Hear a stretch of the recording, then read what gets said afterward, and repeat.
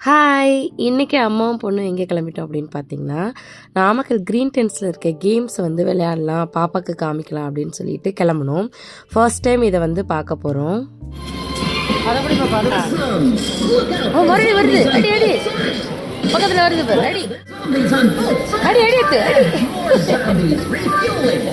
அப்படி அடிங்க.